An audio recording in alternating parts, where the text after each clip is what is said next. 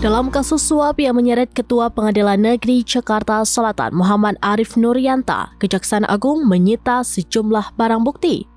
Barang bukti tersebut berupa uang tunai mata uang asing hingga sejumlah mobil mewah. Mobil-mobil mewah tersebut tampak terparkir di halaman gedung Kejagung pada Sabtu 12 April malam. Seperti 1 unit mobil Ferrari, 1 unit mobil Nissan GT-R, 1 unit Mercedes-Benz, dan 1 unit mobil Lexus. Direktur Penyidikan Jaksa Agung Muda Bidang Tindak Pidana Khusus atau Dirdik Jampitsus Kejagung, Abdul Qohar, dalam keterangan pada Sabtu 12 April mengungkapkan barang bukti tersebut diamankan dari penggeledahan yang dilakukan penyidik di 5 tempat di Jakarta. Penggeledahan dilakukan sejak Jumat 11 April hingga Sabtu 12 April. Dalam kasus ini ada 4 orang yang menjadi tersangka. Selain Arif, ada Panitera Muda Perdata Jakarta Utara bernama Wahyu Gunawan, kuasa hukum korporasi bernama Marcella Santoso, dan advokat bernama Arianto.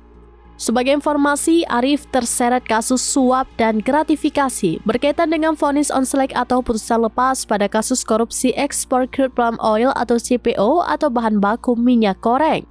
Arif diduga menerima suap senilai 60 miliar rupiah dari tersangka Marcella Santoso dan Arianto yang merupakan pengacara. Uang tersebut diserahkan oleh Panitera Muda Perdata Jakarta Utara bernama Wahyu Gunawan. Kasus ini terjadi saat Arif masih mengemban tugas sebagai Wakil Ketua Pengadilan Negeri Jakarta Pusat. Suap diberikan untuk mengatur perkara agar 3 terdakwa korporasi dinyatakan bukan suatu tindak pidana.